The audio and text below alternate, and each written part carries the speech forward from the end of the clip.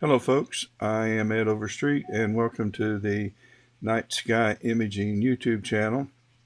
I can see what camera's working here. I am outside. I just came in from connecting my solar kit to the sun, and I think I'm centered. So let's head out there before I have too much drift, and let's make sure. So I'm going to share my screen, bring out the outside camera, and right now I haven't connected anything. This is the hang on, missed it. This is the Ultimate Power Box by Pegasus, and I have my mount and my camera connected. There are no flats being taken. I mean, I don't have a flat panel connected, and I don't have a focuser. Actually, I do have a focuser, and it's on. It's just not being used, so it's not drawing any amperage. The temperature is 91 degrees at the telescope, and that's because the sun is hitting the thermostat, so that's really not the case. But this is unimportant. Let's go on over and let's open SharpCat, which is my preferred planetary, solar, and lunar imaging software. And I wanted to also add at this time that I applied and was approved by NASA to live stream the lunar eclipse on May 15th. And NASA is going to tap into my feed. I will be on YouTube and Facebook with this lunar eclipse from probably 2 to 3 hours before the eclipse till well after the eclipse. And that again is on May 15th. I'll probably do a video as we get closer to that date. First thing I want to do is I want to make sure that my hard drive has been added. So I'm going to go to File, File Names, and I'm going to click on, there we go, there's the planetary hard drive. And I want to open up a new folder, and I'm going to call this 43022 and solar. As you can see, we're finding a few clouds out here, and heck on, it keeps reverting me back to this screen. So, okay, and we also want to add solar, and that's all. So let's make sure, we want to make sure also when you're doing this that you select the apply key and then OK. Otherwise you will not be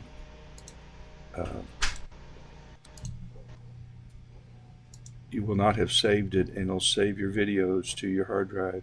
I actually have two cameras that are connected. I have a solar telescope, a refractor with a quark chromosphere. Then I have a solar telescope mounted on top of it with the ASI 224 camera. We're just going to use this one today. And we're connecting the gear. There's my ASPCOM. Okay, good. I had a little fear that the sun may have moved on me. I'm going to select sun because that's what we're imaging. You don't have to, it's optional. And then let's take a trip around the sun right now. Because I just connected this camera, I want to go back to File, SharpCat, and Hardware. I have my Moonlight focuser connected, and I'll show you the controls for that.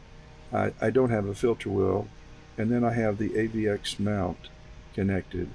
So because of that, this hand controller and this hand controller is active. Okay, I did want to show you, this is my Moonlight focuser, and so I can move in and out.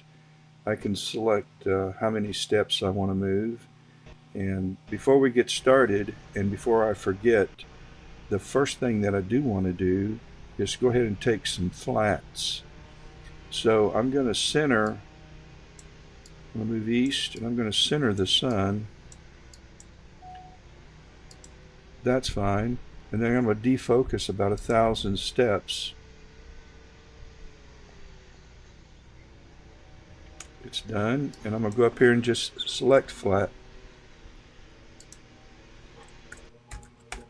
And as a title. And I'm going to click off about 500 frames. And these dust motes that you're seeing when I defocus become a lot more obvious.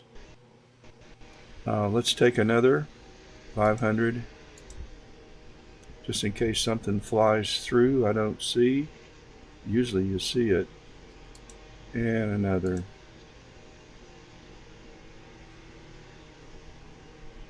That should be a gracious plenty. Alright, let's bring the focus back out 1,000 steps. And now let's kind of touch up the focus a little bit, because I'm going to I'm going to lose you just for a second here, so let me find a place to put this and bring this back out. In fact, I'm going to close this and it won't happen again. Alright, let's go to zoom, and let's go in about 150%. And let's use this sunspot and see if we can't improve our focus some. The seeing is not great. I just moved in 10 steps. I'm going to move in 10 more steps. Give it a second to settle, and I think it's a little better. I think we're in the right direction. Let's move in 10 more steps. But nothing is really sharp today, and that's just scene conditions. Let's move in 10 more steps. We are going in the right direction though. Let's try 10 more steps. And let's try 10 more steps. I think that's a little bit too far. Let's come back 10 steps.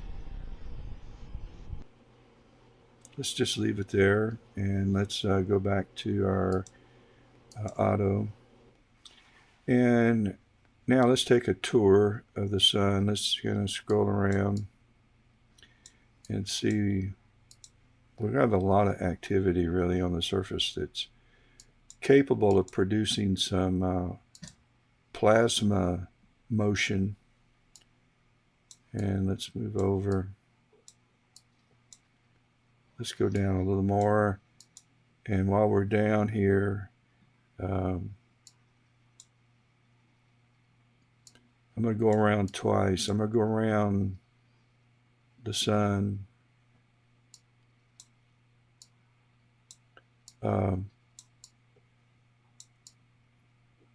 Looking at the surface, and then we're going to go around the sun looking at the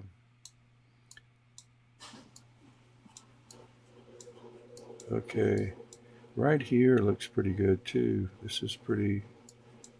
I'm looking for parts of the areas and regions of the sun. This is my field of view that would be worth imaging, and maybe even doing a time lapse on. Let's go on up.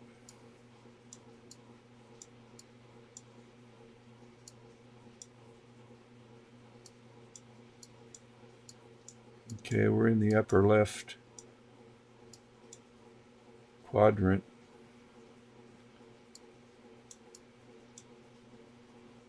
Okay.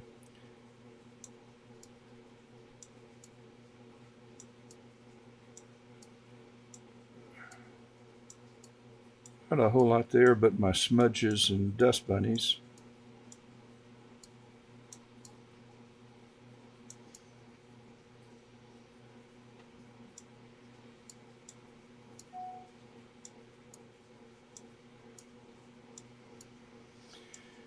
Uh, this past week, I've been imaging this sunspot. It has almost completely transited uh, my field of view as it's moved from left to right, and by tomorrow at this time, this will be gone.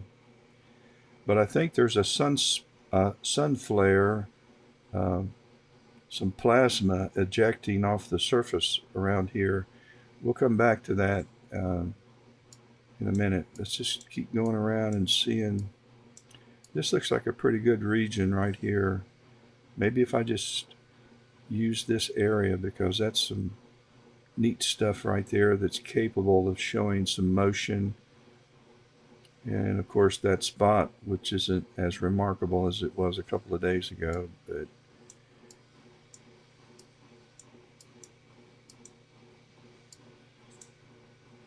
long way. And we'll try coming back again. Okay, it's kind of where we started. So what I want to do now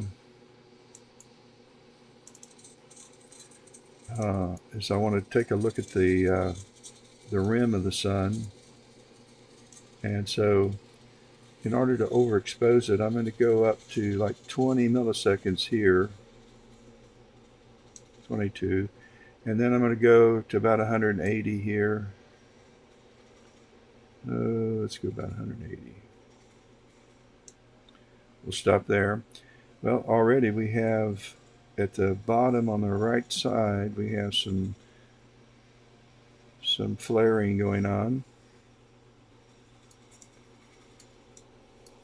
And we'll just go around this way.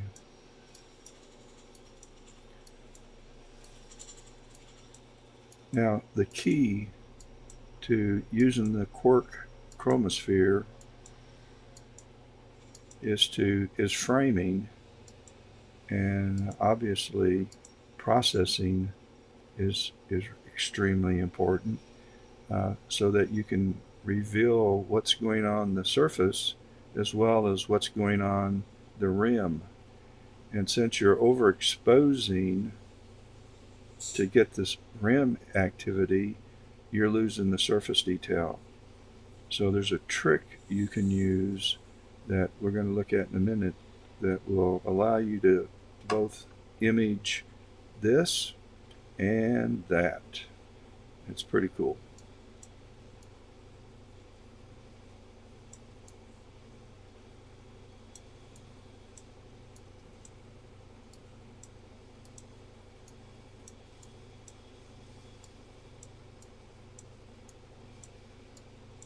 Now, I know for sure there has been some wicked stuff going on right here.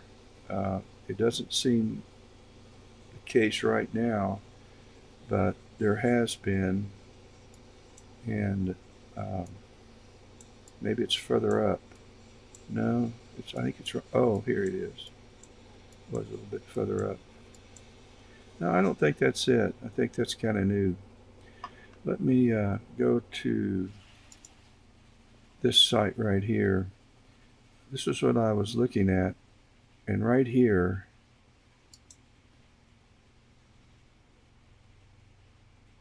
you're seeing some ejections that are pretty cool.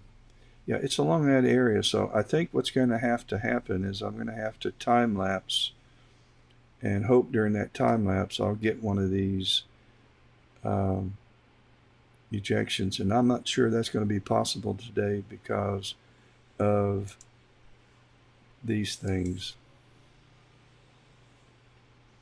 And the sun's going to transit in an hour, but we've got, well, it's not too bad. I can probably work through those clouds if it doesn't get any worse than that. Okay, let's go back to our live view. That's going up.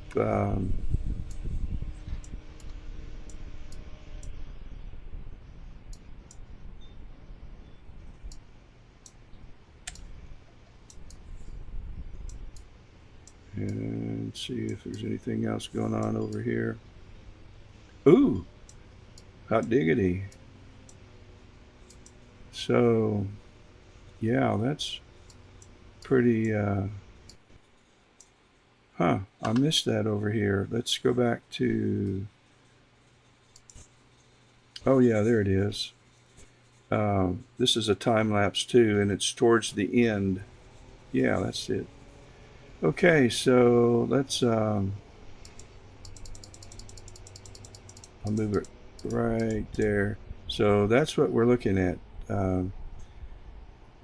So pretty cool. Well, let's go back and this is a great website for, it's the gong2.nso.edu, and it gives you views of the sun from multiple places.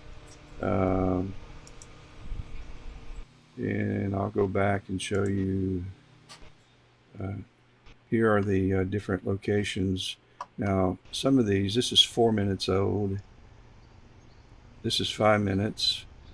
But keeping in mind that some of these are in dark parts of the world, and it's no point in doing any imaging, so it's down. But and this is 3 hours old for some reason. At any rate, and this is 73 days old, so this must have shut down. But there's always one or two that are fairly active and close to real time. So let's go back and let's head on down. Wrong way again. Let's head on down.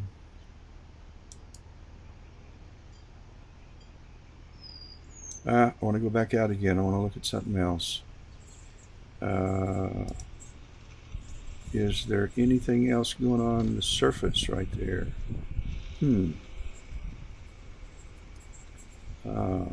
Let's get a little bigger, closer look.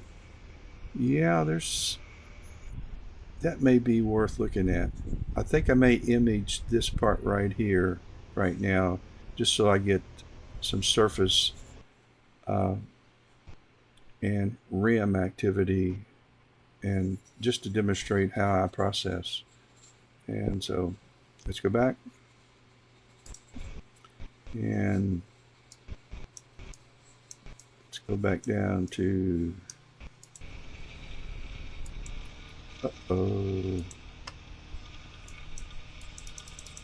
I have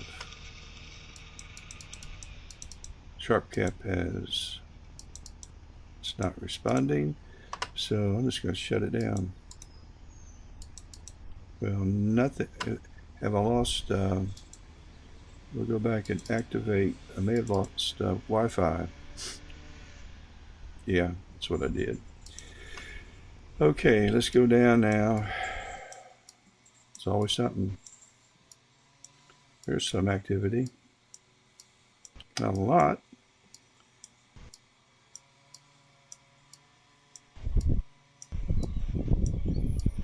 You hear the wind blowing on my surveillance camera outside. Okay, so we pretty much have an idea of what's going on. I'm going to let's see, let's go up some, and I'm going to bring this down to 10 milliseconds, and I'm going to bring this down to about 90, and I'm going to bring this up to 110, and there's nothing where this solar flare is. There's nothing here to get excited about. So let's head up, and before we do that, I did take flat frames. I think I did. Let's go to, yep, I got some flats. Okay, let's go. Isn't it terrible? I can't remember what I did 5 minutes ago. All right, there's those filaments that we're going to have in our image once we get this framed. Long way. So let's stop about right there, and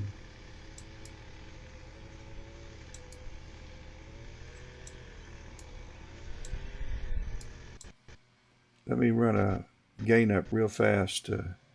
Oh, we got to come down a bunch. Let's just go ahead and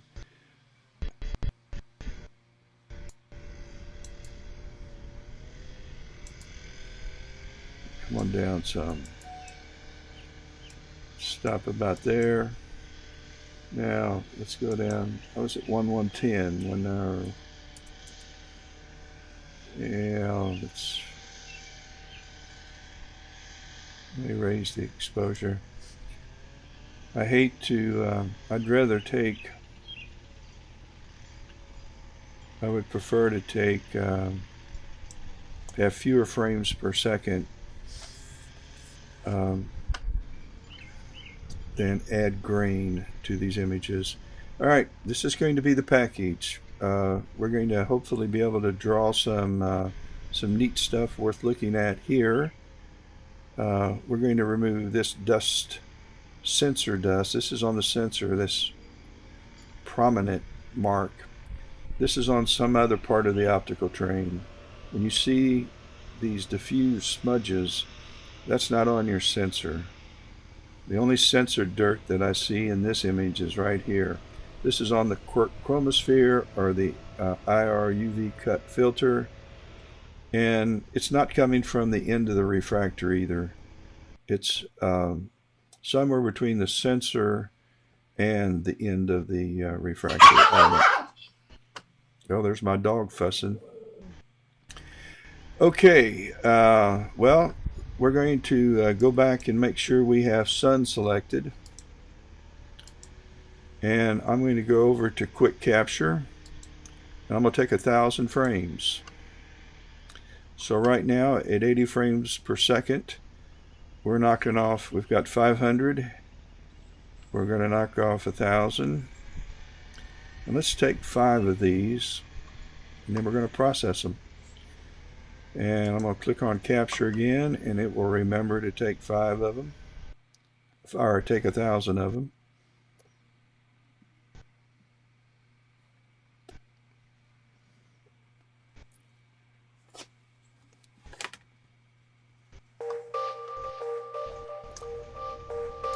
Take another 1,000.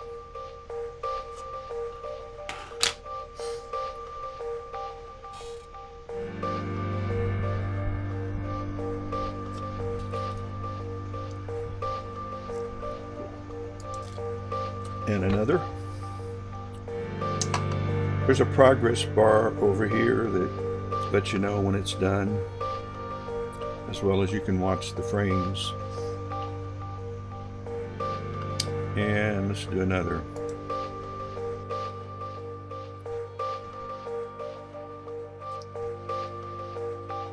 While I'm in SharpCap, I'm going to show you how you can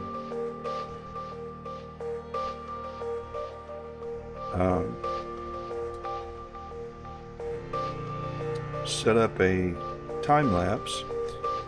I use capture, start capture, and this is where I usually give it a name. I may want to have AVI files with 500 frames, 1,000 or 2,000 depending on what I'm imaging. When I'm imaging the sun, I like 1,000.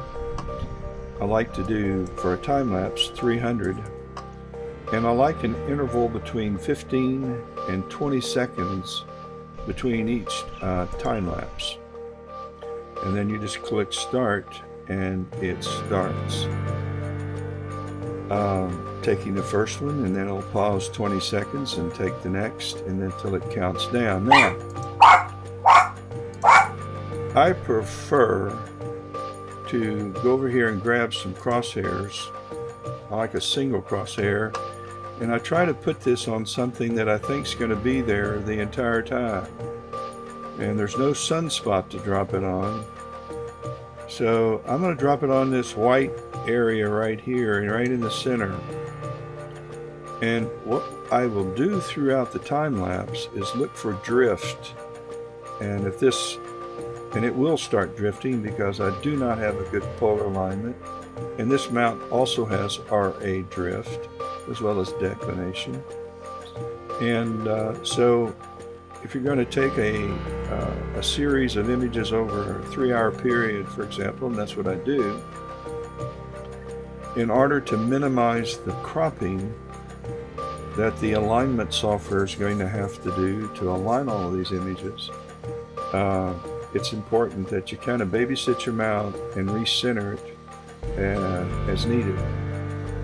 You don't have to be precise, but in this case I would want to move it east a little bit and probably up a little bit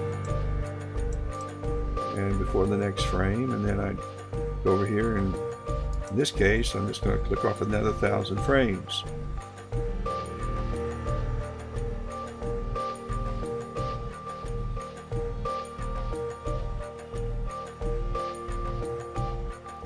Okay, well, we now have about 6, I think, of these images taken. So let's move out of our software, SharpCap, and here are the images that we've just recently taken. Each of these are 1,000 frames. We also know that we have some flats, and I have 3 flats, and they're located right here. So the first thing I want to do is I want to open up my software program called Autostakkert. This software is free, and I think Emil makes it possible to make a donation, but and I'm pretty sure he does. I try to make donations to these folks that spend time on these software programs. Boy, and I highly recommend everybody does that.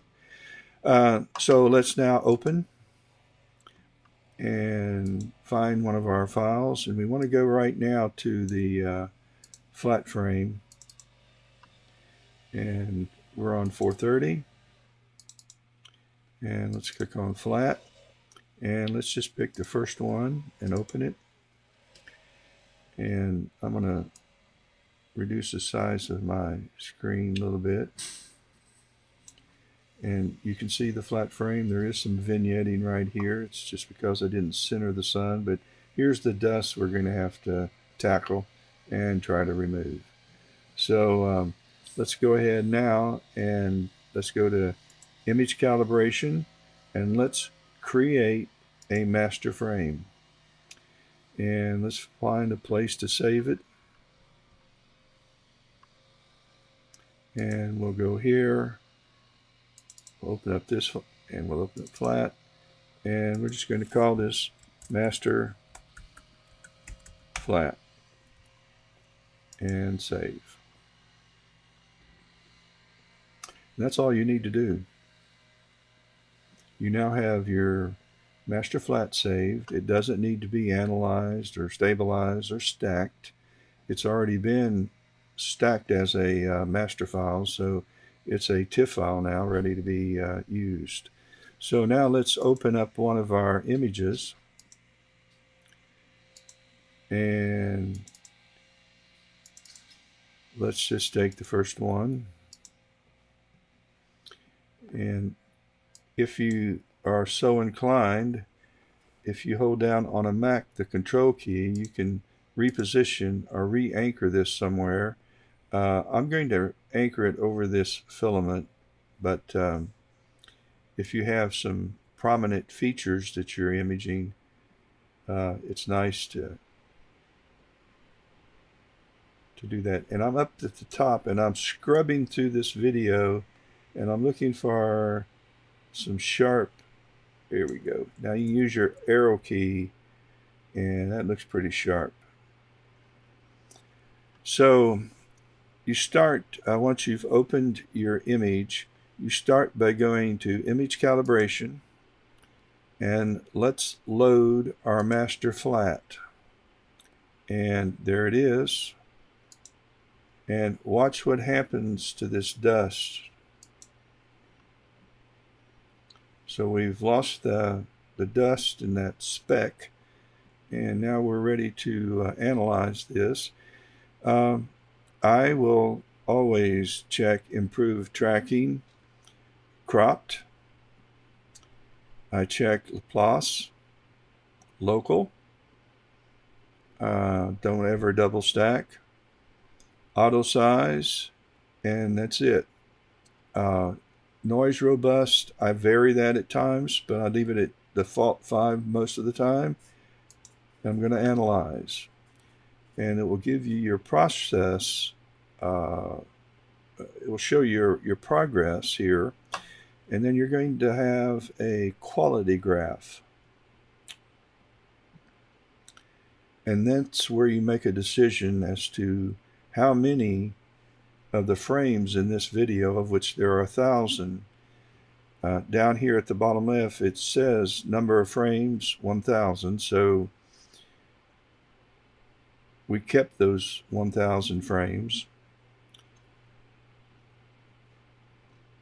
Sometimes it might be 1,001 or 999, but we're about done with this part. It's going to buffer and perform an analysis and give me this graph that I want.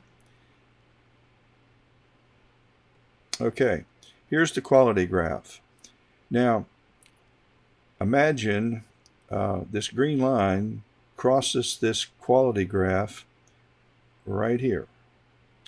And this is about 35% of the way from left to right. This is 50% right in the middle. This is 75% and 25%. So it looks like we're about 30%. That means that 30% of my pictures are above the 50% line and 70% are below. So from a quality standpoint, this kind of is telling me that 30% of my frames are above a mean of 50%. So I have very few above in the top 25%, but and I don't know how many that would be. But if I go up here and select 25%, then I'm going to save the top 20% of those files, and it's going to be around 250 frames since I took 1,000. So I'm going to work with 250 frames. Now, I have selected this. I don't select sharpen, but the next stage is you're going to have to put some align points on the sun. You can do it manually by clicking manual. Or you can go ahead and do it automatically, which is what I usually do. And for the sun, for the most part, I use 104. You can vary this number if you want. You can make it 96, 98, 88, whatever odd number you want. Or you can choose from 4 options, but I'm going to use 104 for the sun, and I'm going to then select place the AP grid. And so it puts the align points out here. And now I'm going to select stack, and it's going to finish running an alignment of those 250 frames. Then it's going to stack those 250 frames in a TIFF file, and then run an analysis, and then make a final recombination of the TIFF file. And once that's done, then we're about to finish. We will finish the processing using a software program called ImPPG.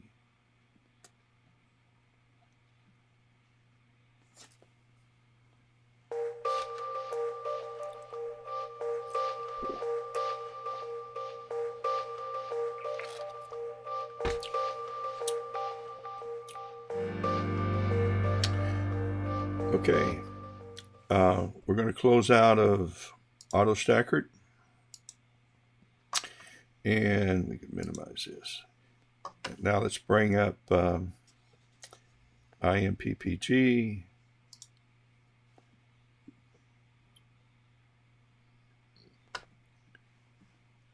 I'm going to close out this as though you are looking at this for the very first time.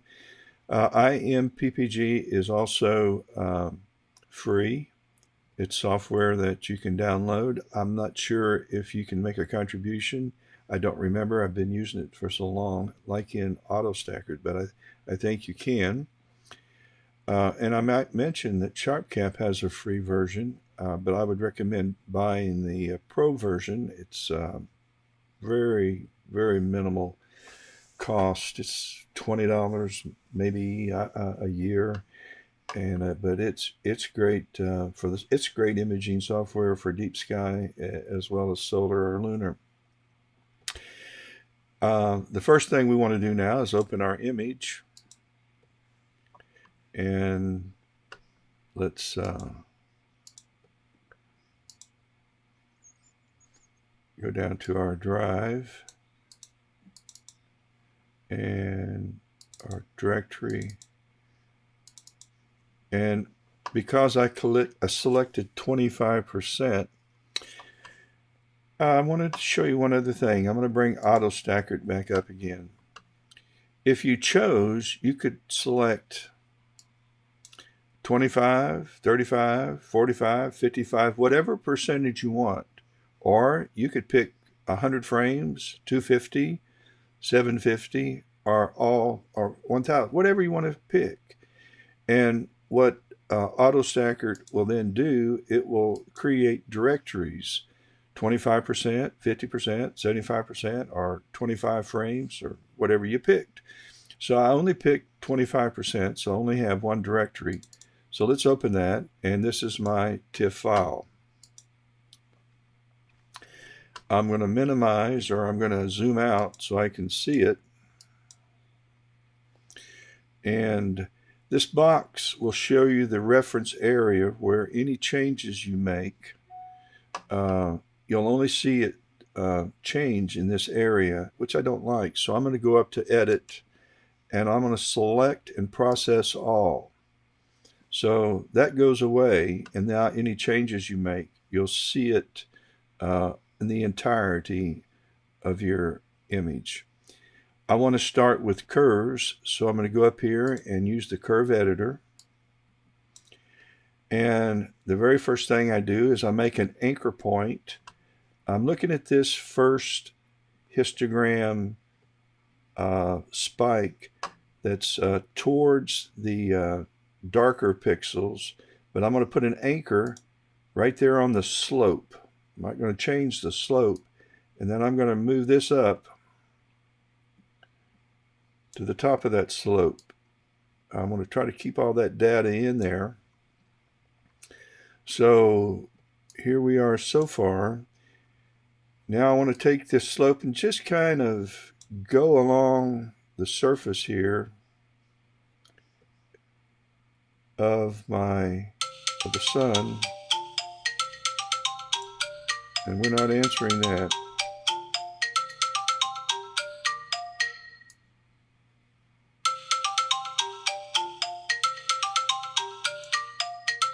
And kind of suit it to taste, and I kind of like that. So I'm going to move this down here because I'm going to be making some other sharpening changes, and we're going to do that over here. I'm going to take the sigma, and I'm going to move this up to about 1600. I mean deconvolution. I'm going to move it up some more. I make my biggest change here with deconvolution, and then minor changes with the rest. Some more. What happens if you don't? If you just start using unsharp mask and apply larger amounts, you get some crazy stuff happening out here on your out here right off of the rim, and you can't get rid of it. And such if you're doing a time lapse, a lot of this is going to be done with batch software. It's just impossible to manage it, so you have a kind of a a dinky looking time lapse. I'm going to bring it up a little bit more. And I'm really trying to draw out some of the detail on the surface. And now I want to sharpen it some. I'm going to bring this up to 1400. Oop, that's it. And then I'm going to raise the amount a little bit at a time. And I'm really watching the surface more than anything, because I want to make sure I don't start getting a line around the rim here and some of those artifacts. Now you can go into Registacks and apply wavelets, but you can't do this inversion, or if you can, I don't know how. And again, I want to be able to image the surface, and I want to image the rim, and that's what I want to do. So we've done this, and I want to go up and save this image, and I'm going to call this Final Solar, and I'm going to have it in a 16-bit TIFF. And then let's see, do-ah.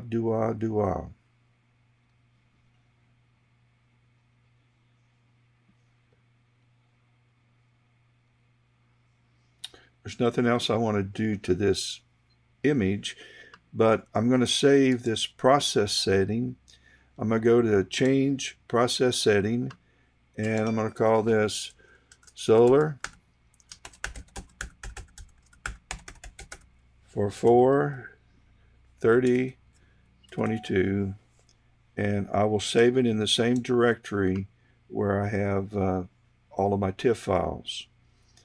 Now, if I had done a time lapse and had processed all of those in Autostakkert by loading all of them, then I would come to this software and I would do batch processing. I would add all the files, and then I would pick a folder to save my results, and I would browse and pick up the solar process settings. I would add those process settings because it's going to apply these same settings to all of your TIFF files, and that's what you have to have.